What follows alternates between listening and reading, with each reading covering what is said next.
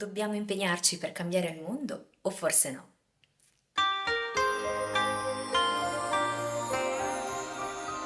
Bentornati su Mandor Lives. Io sono Stefania. Cambiare il mondo con le nostre azioni. Lavorare sodo per ottenere un risultato. Correggere ciò che apparentemente non va intorno a noi. Questi sono tutti concetti che assorbiamo mentre cresciamo, ormai radicati nella società. E se invece fosse l'eccesso di azione il problema?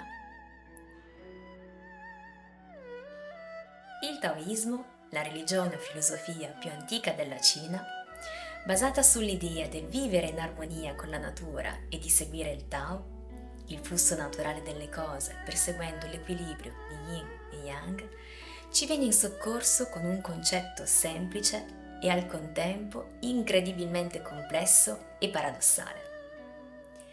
Il Wu Wei, letteralmente non azione o non fare. È l'arte di agire con semplicità, senza intenzione, senza sforzo. È un modo di vivere che ci permette di armonizzarci con il mondo naturale e di ritrovare di riflesso la pace dentro di noi. L'idea di base è che il mondo naturale opera secondo un proprio ritmo, seguendo regole universali, e che è proprio il desiderio umano di controllare le cose a causare disequilibrio e disarmonia. Piuttosto che cercare di controllare ciò che ci circonda, il Wu Wei ci incoraggia ad allinearci con il flusso naturale delle cose e ad agire in modo spontaneo. Mai guidati dal desiderio e dall'ego, potendo, tra virgolette, annullarci, superare la personalità, arrestare il moto che ci blocca e pone in contrasto con l'ambiente, e tornare ad essere un semplice ingranaggio nella stupefacente e perfetta ruota del creato. Molte nozioni del Wu Wei derivano direttamente da Lao Tzu, il fondatore del Taoismo. La leggenda narra che a Lao Tzu fu chiesto di scrivere i suoi insegnamenti prima di lasciare la società e scomparire tra le montagne divenendo un eremita.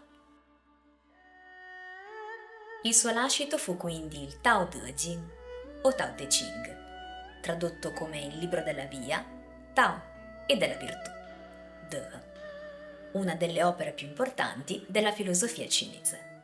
Moltissimi capitoli del Tao Te Ching, grazie ai suoi esempi incentrati sulla dualità e l'importanza dell'equilibrio che spingono a una profonda riflessione, parlano più o meno direttamente del Wu Wei. E tra questi ho scelto di proporvene uno. Il 37. Il Tao nel suo corso naturale non fa nulla e quindi non c'è nulla che non faccia. Se i principi e i re fossero in grado di attenervisi, tutte le cose si trasformerebbero spontaneamente.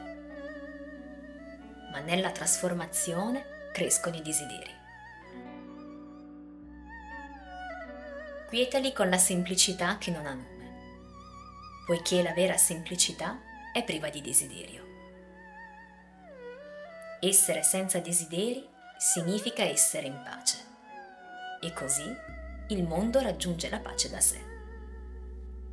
Ancora, Lao Tzu scrive: il saggio non forza la sua strada, ma lascia che le cose seguano il loro corso.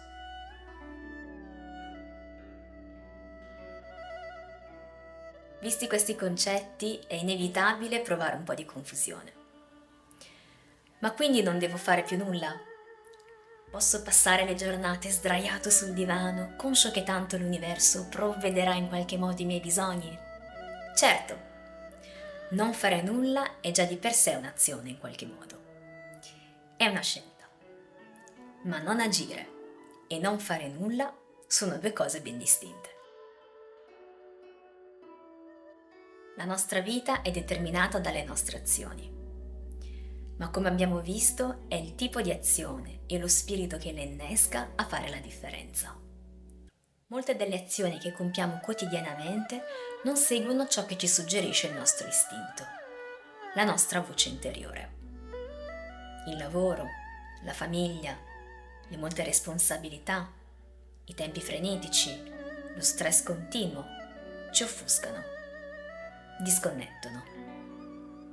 Ci trasformano in macchine finalizzate quasi solo unicamente a soddisfare le necessità materiali, quando in realtà dentro di noi vorremmo solo lasciare andare, fare tutt'altro. Ascoltare ciò che ci suggerisce il cuore e la nostra intelligenza innata.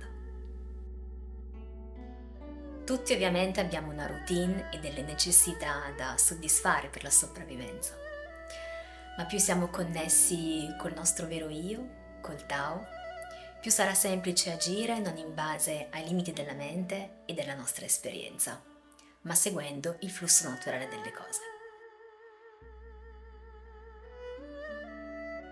Come riuscirci?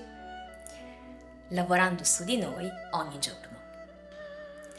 A tal riguardo, un'altra figura importante nella storia del Wu Wei è Zhuangzi, un filosofo taoista vissuto nel IV secolo a.C. Zhuangzi sottolineò nelle sue opere l'importanza di vivere in un costante stato di Wu Wei. Egli riteneva che la chiave del Wu Wei fosse lo stato di non autocoscienza, ovvero uno stato dell'essere in cui non siamo concentrati su noi stessi, ma sul mondo che ci circonda. Effettivamente, quanto tempo al giorno dedichiamo guardandoci attorno invece di pensare solo ai nostri impegni e ai nostri problemi? O ancora, quanto tempo ogni giorno dedichiamo a guardare veramente dentro noi stessi? Come scriveva Lao Tzu, il desiderio è ciò che ci frena nella nostra crescita spirituale. È il nostro più grande limite. Più si ha e più si vuole. Più si cerca la ricchezza esteriore e più ignoriamo quella interiore. Per questi motivi i taoisti erano soliti rifuggire alla società e rintanarsi su picchi remoti, nella totale povertà, e similmente fanno monaci e gli altri ordini religiosi da migliaia di anni. Più abbiamo e più pensieri abbiamo. Più pensieri equivale a più problemi e questo ci blocca. Crea nella nostra mente dei muri che diventano sempre più spessi man mano che cresciamo e questo ci impedisce di ascoltare la voce della natura. Per praticare il Wu Wei dobbiamo abbandonare il nostro desiderio di controllo e imparare a fidarci di noi stessi e del flusso naturale delle cose. Dobbiamo agire in modo spontaneo e intuitivo, senza pensare o analizzare troppo. Questa può essere una sfida.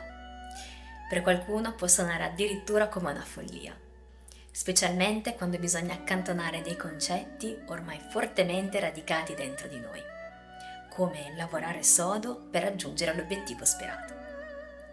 E invece perché non lavorare poco ogni giorno e divertirsi anche nel farlo? Lo scopo della vita non è forse quello di essere felici insieme alle persone che amiamo, dedicando a loro o alle nostre passioni più tempo possibile? Lasciando andare queste convinzioni che non sono realmente nostre ma tramandate dalla cultura, possiamo aprirci a un infinito mondo di possibilità. Si tratta in qualche modo di un atto di fede. Dobbiamo veramente avere fiducia in noi stessi e volerci bene nel farlo, mi raccomando. Siamo giunti anche oggi alla fine del video, spero che vi sia piaciuto e che possa essere uno spunto di riflessione. Come sempre, grazie per il tuo tempo e alla prossima.